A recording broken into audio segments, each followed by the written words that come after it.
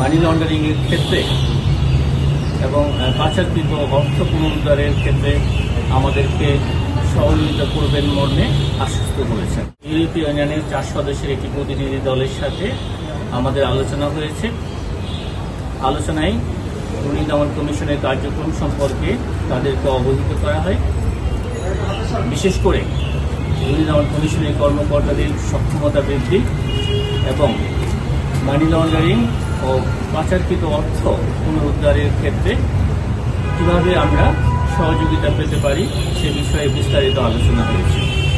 আলোচনায় ইউরোপীয় ইউনিয়নের সদস্যবৃন্দ মানি লন্ডারিং এর ক্ষেত্রে এবং পাচারকৃত অর্থ পুনরুদ্ধারের ক্ষেত্রে আমাদেরকে সহযোগিতা করবেন মর্মে আশ্বস্ত করেছেন। আমরা আমাদের মানি লন্ডারিং অনুসন্ধান এবং তদন্তের ক্ষেত্রে যে প্রতিবন্ধকতাগুলো রয়েছে সে বিষয়গুলো তুলে ধরেছি এবং যেসব দেশগুলোতে আমাদের পাচারকৃত অর্থ রয়েছে সেসব দেশের সহযোগিতার ক্ষেত্রে তারা যেন আমাদেরকে সহযোগিতা করেন সে বিষয়ে আমরা সহযোগিতা চেয়েছি।